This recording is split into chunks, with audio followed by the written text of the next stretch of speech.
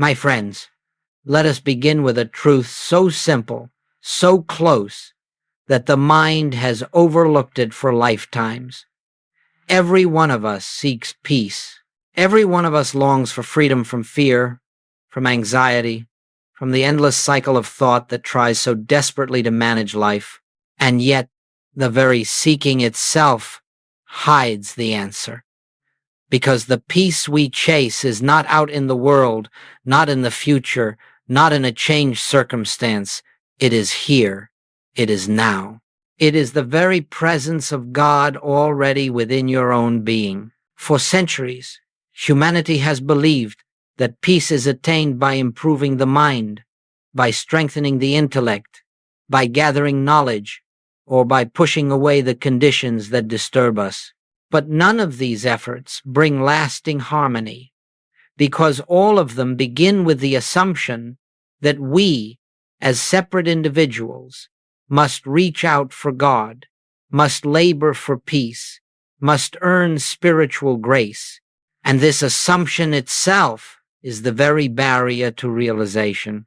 In the great silence behind thought, in that still point within you where no fear can enter, the presence is already functioning. It is not something you must achieve. It is something you must recognize.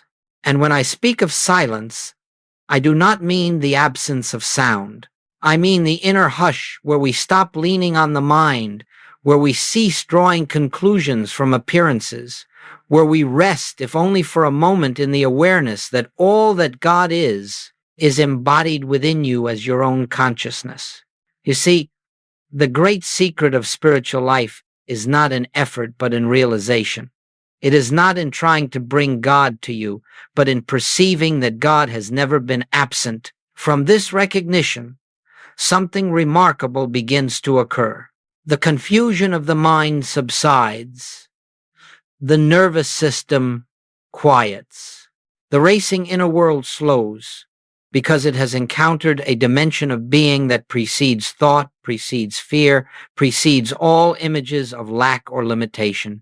Today, we will explore why this silent recognition, what I have called the practice of the presence, has such profound power, not only in the spiritual sense, but also in the very structure of the mind, the brain, and the patterns that govern your daily experience. This is not theory. This is not philosophy. It is the living truth that consciousness, when recognized as the one presence, begins to reorder your entire inner world. And as your inner world is reordered, your outer experience follows naturally, without force, without strain, without the anxious manipulations of the personal mind. So as we begin this journey, I ask only one thing of you. Listen with the stillness beneath your thoughts. Do not try to believe. Do not attempt to understand intellectually. Simply allow these words to point you toward what is already present within you. For the peace you have sought through effort is found only in the recognition of what has always been your reality. My friends, let us look more deeply at this presence that is already within you. For what we are speaking of is not a new discovery. It is not a modern invention, nor a personal interpretation. It is the very heart of every genuine mystical teaching throughout the ages. Long before you or I walked the earth, long before the rise of religions, doctrines, and philosophies, there were men and women who touched this inner realm and discovered that the source of all life was not outside of them, but within their own consciousness. When the prophets spoke of the still small voice, they were describing this same inner contact. When the psalmist wrote, "Be still and know that I am God," he was not advising belief, effort, or ritual. He was pointing to the silence in which this presence reveals itself. And when the master said, "The kingdom of God is within you," he was not speaking poetically He was revealing a spiritual fact that the divine reality is not something to travel toward, not something to accumulate, but something already established in the depth of your being. All through history, the great mystics spoke with one voice, though they used different words. They declared that the true self is not the human mind, not the personality, not the temporary body, but the living presence of God expressing itself through individual consciousness. They knew that separation is the great illusion, that fear arises only from believing we stand apart from the source, and that liberation comes the moment this false sense dissolves. Now, you may ask, if this truth has been known for so long, why do so few experience it? The answer is simple. Humanity has confused the teachings with the teacher, the words with the experience, the form with the reality. We have worshipped the outer symbols while missing the inner revelation. The early disciples did not transform because they heard words. They transformed because they felt the presence that those words pointed to. The mystics did not awaken through study. They awakened through inner recognition. And so the truth became buried beneath centuries of tradition, ritual, and intellectual interpretation. Yet the presence never left. It has remained where it always was, within your own consciousness, waiting for recognition. In our time, we have the extraordinary opportunity to return to this original, experiential understanding, not through abandoning religion, not through embracing philosophy, but through the same inner realization that awakened the saints and sages. The awareness that God is not a distant power to be reached, but the living foundation of your own existence. This is the thread that unites every awakened soul across time, and it is this same thread that we follow today. For the ancient truth is eternally present. You and the Father are one, not metaphorically, not symbolically, but in spiritual fact. And when this truth begins to dawn even faintly, everything you have sought in the outer world begins to shift. For you are touching the reality that all mystics have known. The presence within is the only life, the only power, the only truth. And this realization is the beginning of freedom. My friends, before we can understand the profound effect that silence and inner recognition have upon us, we must see clearly why the mind suffers. For unless we understand the nature of the problem, we will continue to look for solutions where none exist. We will keep trying to repair the mind with the mind, and that is the very cycle that perpetuates fear, anxiety, and confusion. Let us examine what the mind is doing when it suffers. The mind is not evil, nor is it broken. It is simply functioning from a false premise. The belief that you are a separate being, standing apart from your source, responsible for your own safety, your own supply, your own guidance. The moment this belief enters consciousness, fear is born. And once fear is born, the mind begins to defend itself against imagined threats, to anticipate dangers that have not occurred, to rehearse outcomes that may never come to pass. This is what gives rise to worry. This is what creates the vortex of overthinking. The mind tries to secure a future that cannot be secured, to control conditions it cannot control, to solve problems that have no real existence except in imagination. And so the mind becomes trapped in the very activity designed to protect itself. Now, modern science has discovered something that the mystics understood intuitively. The mind that lives in fear creates physical pathways, neural circuits that reinforce more fear. Every anxious thought strengthens the anxiety. Every defensive reaction trains the brain to react again. The more we worry, the more we condition ourselves to worry. But let us be very clear. This conditioning is not a cause. It is only an effect. The cause is the belief in separation. The moment we believe ourselves to be little minds facing a large world, we activate mechanisms of survival. The nervous system tightens, the breath becomes shallow, the heart quickens, the body contracts, and the mind begins its restless motion, searching for solutions outside itself. That is why so many people feel exhausted even when nothing is happening. Their bodies are responding to the pictures created by fear, not to truth.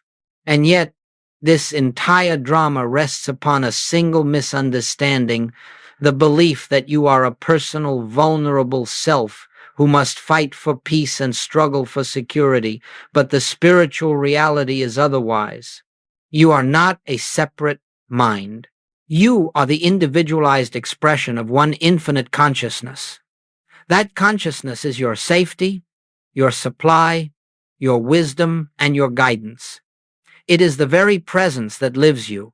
When this truth is unrecognized, the mind must take over.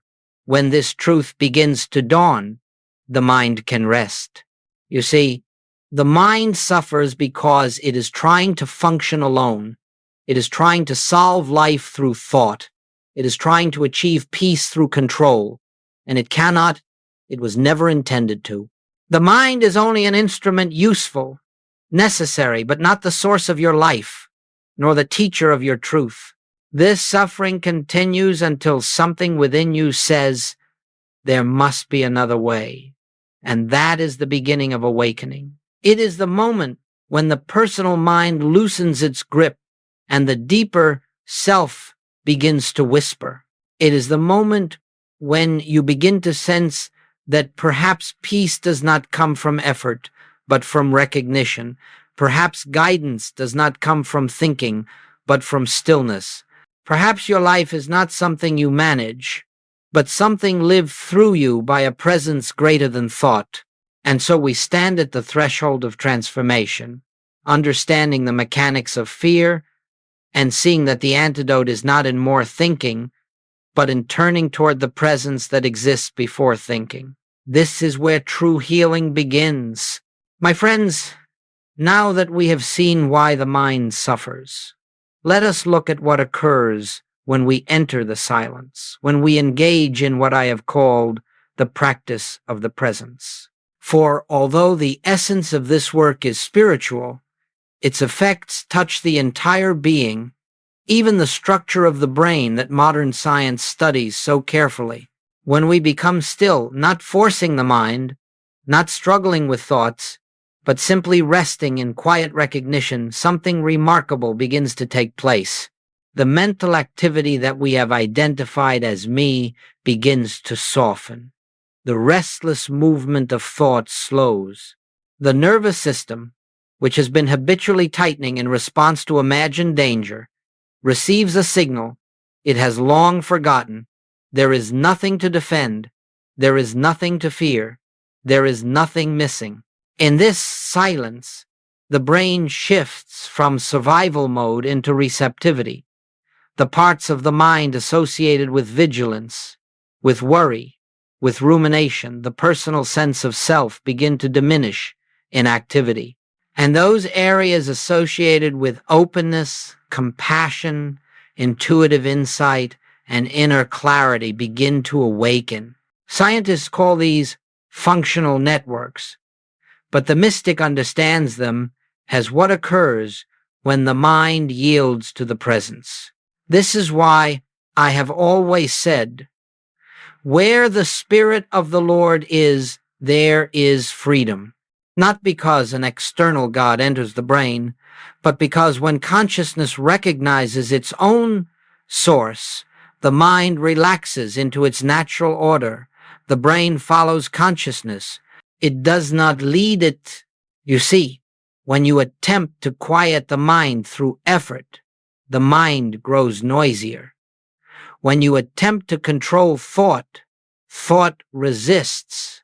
But when you simply recognize that the presence is already here, that you are not striving to reach God, but resting in God, the entire system begins to reorganize itself around this truth.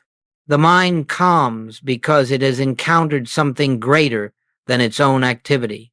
The body eases because it has touched a peace not dependent on circumstances. The emotions soften because they are no longer fed by fear. Now, science observes these shifts and describes them in terms of brain waves, neuroplasticity, and neural integration. And yet, these are only the shadows of a far deeper reality. The mystics of every age experienced these transformations long before the instruments of science existed. They knew that when one turns within, when one abides in the quiet awareness of the presence, healing takes place, clarity arises, and harmony begins to express itself without effort. The point to remember is this: you are not trying to manipulate your brain. You are not practicing a technique to change brain chemistry. You are recognizing the presence that exists before brain, before mind, before thought. And when that recognition occurs, the brain simply adjusts to the consciousness that governs it. It becomes a clear instrument instead of a frightened master. This is why even a moment of genuine inner stillness can bring such relief. This is why a brief glimpse of the presence can dissolve hours of worry. The mind returns to its rightful place as servant, not master, and the body follows the new order of consciousness. So, understand this clearly.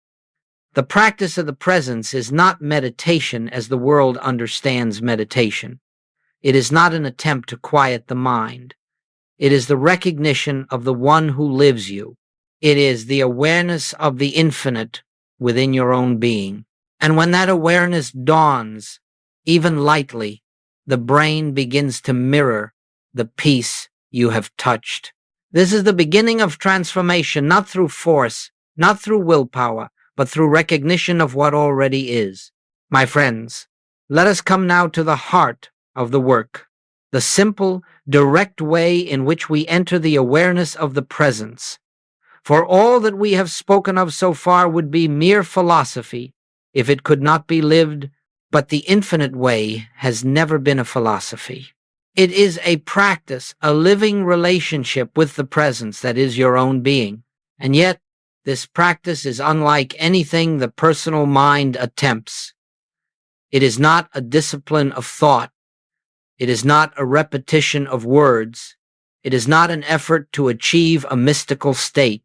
It is the most natural activity in the world, because it is simply the recognition of what already is. Let us begin gently. First, you become still, not by forcing the mind into silence, but by ceasing to lean on it. Do not fight thoughts. Do not chase them away. Simply allow them to be, as you would allow clouds to drift across the sky, knowing that they do not touch the sky itself. You are not concerned whether the mind is noisy or quiet. You are simply resting in the awareness that behind every thought, behind every sensation, behind every emotion, there is a deeper presence that has never moved. As this quiet awareness begins to open, gently acknowledge the presence is here. You do not say it as an affirmation. You do not attempt to believe it. You simply recognize a truth that is present, whether you acknowledge it or not. For the presence does not come when you remember it, nor depart when you forget. It is the foundation of your being. Now, let the recognition deepen. This presence is the life I am, not the life I hope to acquire, not a power I summon, but the very essence of my existence. The thoughts that come and go are not my life. The body that changes is not my life. The emotions that rise and fall are not my life. The presence is my life. And as you rest in this recognition, something subtle begins. The mind may still produce thoughts, but they no longer command your attention. The body may still send signals, but they no longer define your identity. The emotions may still stir, but they pass through without anchoring themselves in you. You are aware of a dimension of being that is untouched by these movements, a stillness that holds them all. This is the beginning of contact. Do not try to prolong it. Do not try to deepen it. Do not try to feel anything special. Simply remain receptive, as if listening for a presence that speaks without words. This listening attitude is the essence of the practice. It is the quiet surrender of the personal sense of self and the opening to the infinite self that has always been here. In this stillness, a gentle realization may arise. I live, yet not I. The presence lives itself as me. You may not say these words, but you will feel their meaning. You will sense that your life is not something you manage. It is something unfolding through you. And if you remain in this listening, even for a few moments, the presence will begin to reveal itself, not as an experience, not as an emotion, but as a quiet certainty, a silent knowing that you are held, supported, and lived by something greater than the mind can conceive. This is the practice of the presence, not effort, not technique, not repetition, recognition. Take this into your day. Before you speak, pause for one moment. Before you react, turn inward for one breath. Before you attempt to solve, acknowledge the presence that precedes the problem. These micro-recognitions become a continuous practice, a rhythm of returning, a gentle remembering that anchors your entire life in the awareness of God within. This, my friends, is the path not to bring God into your experience, but to recognize God as your experience. My friends, now that we have touched the essence of the practice of the presence, let us explore why this simple inner recognition has such profound effects on the outer circumstances of life. For many have asked, how can a few moments of silence possibly heal the body, restore harmony in relationships, or bring supply where lack appears to be? And the answer is astonishing in its simplicity, because problems are not what they seem to be. A problem, as the human mind understands it, is always an external condition demanding action, demanding correction, demanding control. But to the awakened consciousness, a problem is nothing more than an appearance formed by the mind when it believes itself separate from its source. The problem is not the condition. The problem is the belief behind the condition. When you live as though you are a personal self facing a conflicted world, every circumstance appears as something to defend against or overcome, and the more you resist, the stronger the appearance becomes. The mind fights with shadows and believes them real. The more it struggles, the more entangled it becomes. But the moment you enter the silence, the moment you recognize the presence that stands behind all appearance, the entire picture begins to change. You are no longer engaging the world from the level of the problem. You are engaging life from the level of truth, and from that level, the problem loses its authority because it has no reality in the presence. Understand this clearly. You do not dissolve problems. Problems dissolve in the light of realized truth. This principle operates the way darkness disappears when a lamp is lit. You do not push the darkness out. You do not wrestle with it. You simply bring in the light, and darkness is revealed as nothing. So it is with fear, lack, discord, illness, and conflict. They persist only at the level of the personal mind. They cannot survive the awareness of the presence. Let us look at this more deeply. When you recognize the presence even for a moment, the mind's frantic activity slows, the nervous system relaxes, the emotional currents settle.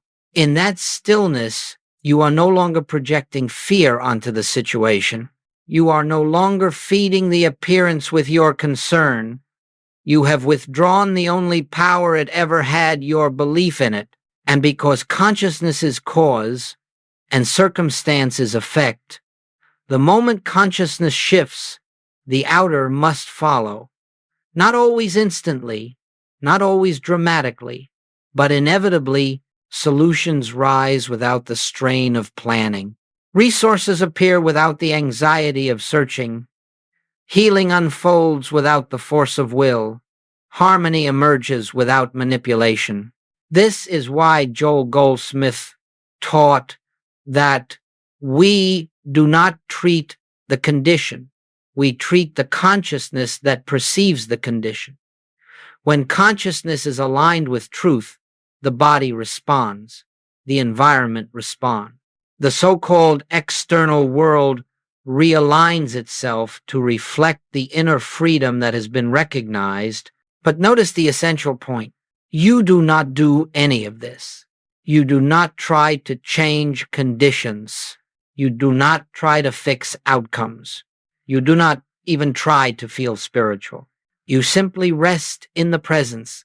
The presence does the work. This is the secret behind all spiritual healing, not human thought, not mental effort, not positive affirmation, but the realization of the one presence as the only power.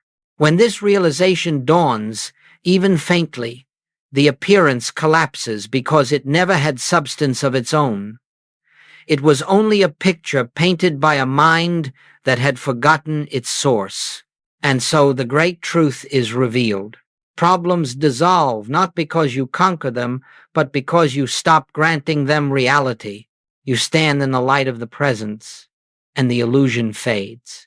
This is why the practice of the presence transforms lives, not through struggle, but through surrender, not through effort, but through recognition, not by bringing God to the condition, but by seeing that God is the reality behind the condition.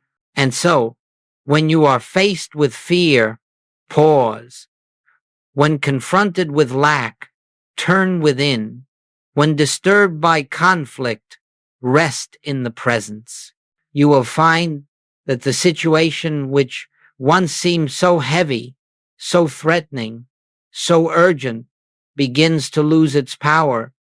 You will feel a spaciousness around it, and from this spaciousness, the right action, the right words, the right unfoldment will reveal themselves quietly and naturally. This is the grace that comes when you no longer attempt to live life through the personal mind, but allow the infinite to live as you.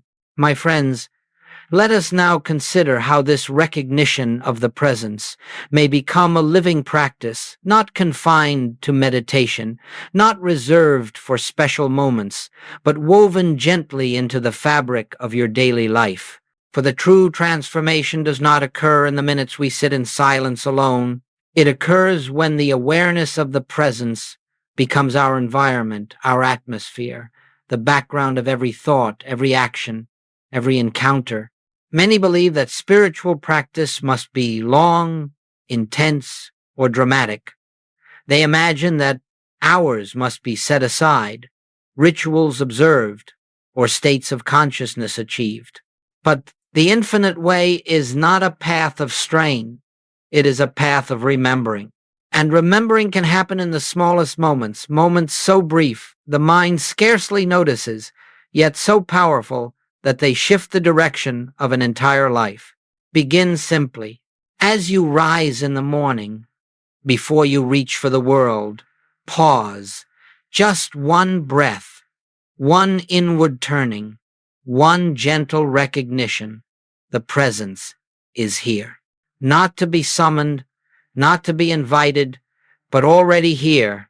That single moment sets the tone of the entire day, because it establishes the truth that consciousness, not circumstance, will guide you. As you move through your morning, brushing your teeth, preparing a meal, walking to your work, let there be tiny intervals of recognition, not long meditations, but the briefest awareness that beneath all activity, beneath all motion, there is a stillness that never moves. You are not trying to feel holy. You are simply noticing what is already so.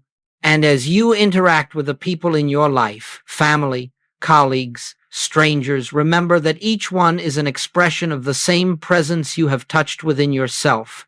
Their behavior may vary. Their personality may be pleasant or difficult, but behind the appearance stands the same, infinite reality. When you recognize this not as an idea, but as a quiet inner knowing, your reactions soften, your judgments dissolve, and a new kind of communication begins to unfold. This is practicing the presence in relationship. When challenges arise, and they will, do not rush to fix them. Do not let the mind leap into old patterns of concern. Instead, allow yourself one brief pause, a single moment to acknowledge the presence is here also. This pause is the opening through which grace enters. It breaks the momentum of fear and reestablishes the truth that the problem has no power outside your belief in it. You see, practicing the presence is not about withdrawing from the world. It is about seeing through the world, seeing the invisible source behind every visible form. When you cook, cook in awareness. When you speak, speak in awareness. When you walk, walk in awareness. Not awareness of the outer world alone, but awareness of the inner presence that animates all things. What begins as momentary recognition becomes, over time, a continuous background hum, a subtle sense of companionship, of being upheld, guided, sustained. You find yourself no longer living from the mind, but from the presence. Decisions arise naturally, without the strain of weighing possibilities. Actions flow more effortlessly. Conversations take on a clarity and compassion that surprise even you. And gradually, without your effort, the presence becomes the atmosphere of your life. You discover that you are never alone, not because a distant God watches over you, but because the very life that breathes you is the presence itself. This is the unbroken awareness, not something you achieve, but something you return to again and again until it becomes the most natural experience in the world, like remembering the rhythm of your own breath. And so, my friends, begin with these small recognitions: a moment in the morning, a breath before a decision, a silent acknowledgement in the presence of another. These are the threads that weave the presence into the pattern of your day until your entire life becomes a lived awareness of truth.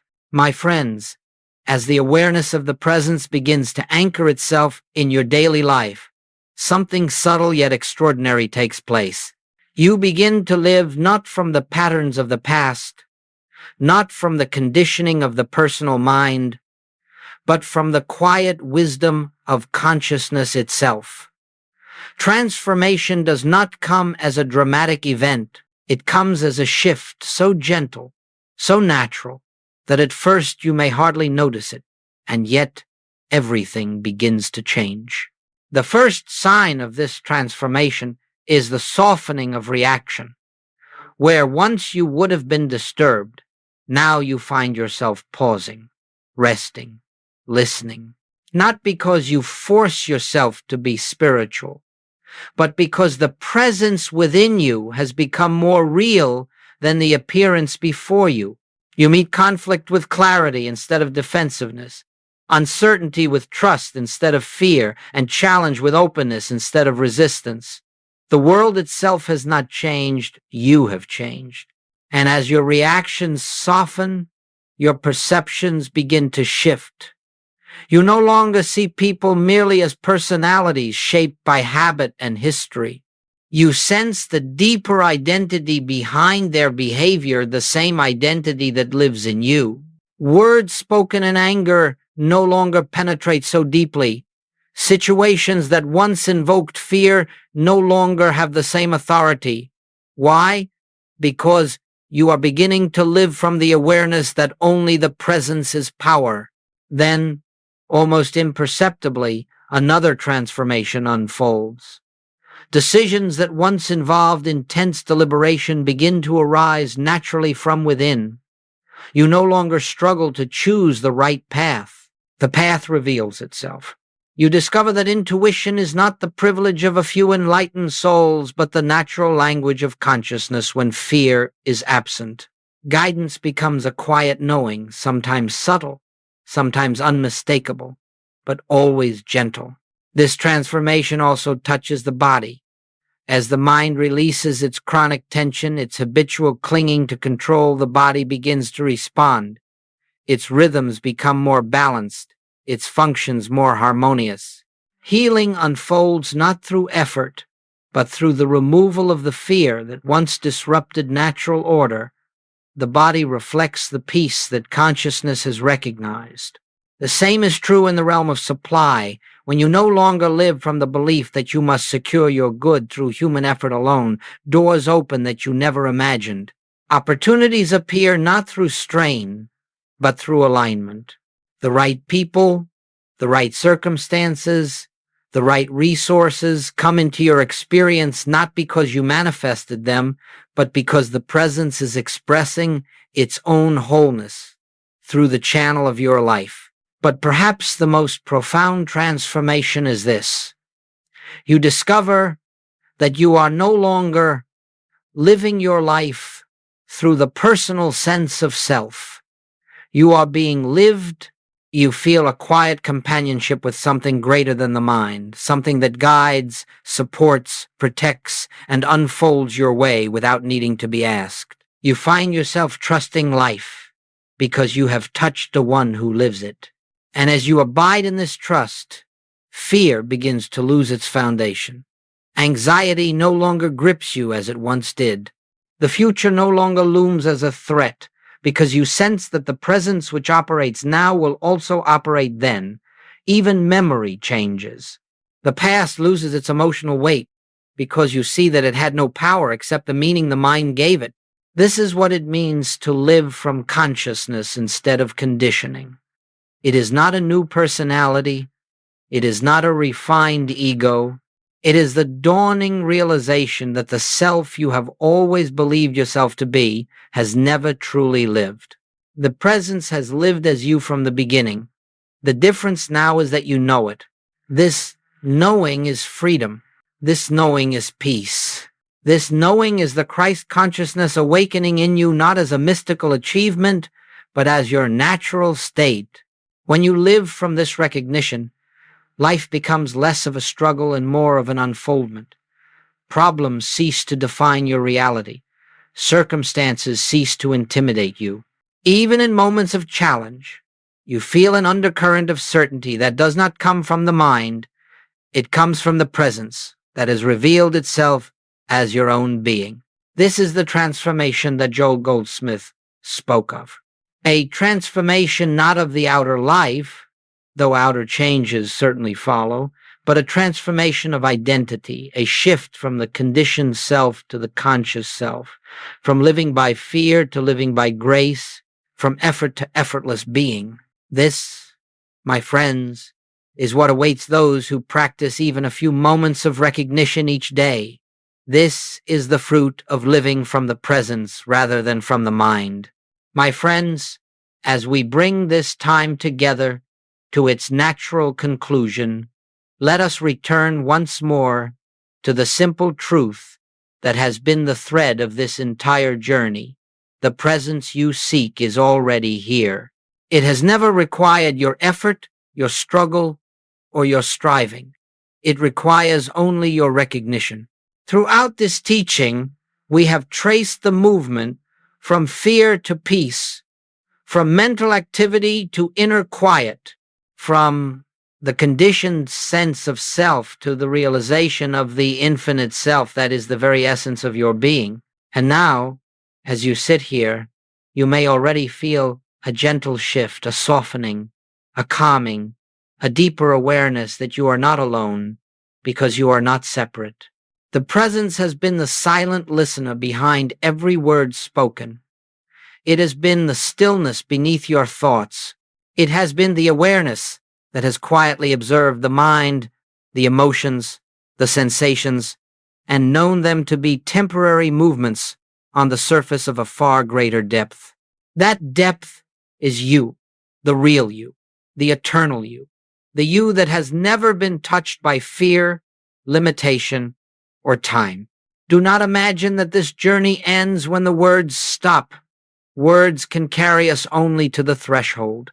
Beyond that, the silence takes over, the same silence that existed before this talk began, the same silence that will remain after it ends, the same silence that holds the entire universe in its invisible embrace. This silence is your home. It is your foundation. It is your true identity. It is the presence that lives you. So, as you go forward into the activities of your day, carry with you the simple practices we have touched. One breath of recognition in the morning, one pause before reacting, one moment of listening before speaking, one gentle acknowledgement. The presence is here. These small openings allow the infinite to flow into the finite. They allow grace to operate where effort once struggled. They allow healing to unfold where fear once contracted. They allow wisdom to speak where the mind once shouted. They allow the life that is God to express itself freely as your life. And remember this, you are not practicing to reach a distant God. You are practicing to remember the God that is your own being. There is nothing to achieve. There is only something to realize. And that realization may come in the simplest moment, in the quiet of a breath, in the pause between thoughts. Before we part, let us rest together, if only briefly, in the awareness that needs no words. Simply be present. Simply be aware. Simply be. The presence is here. The presence has always been here. And the presence will live as you in every moment that follows. Go in peace, my friends, not the peace the world gives, but the peace that arises from knowing who and what you are in truth.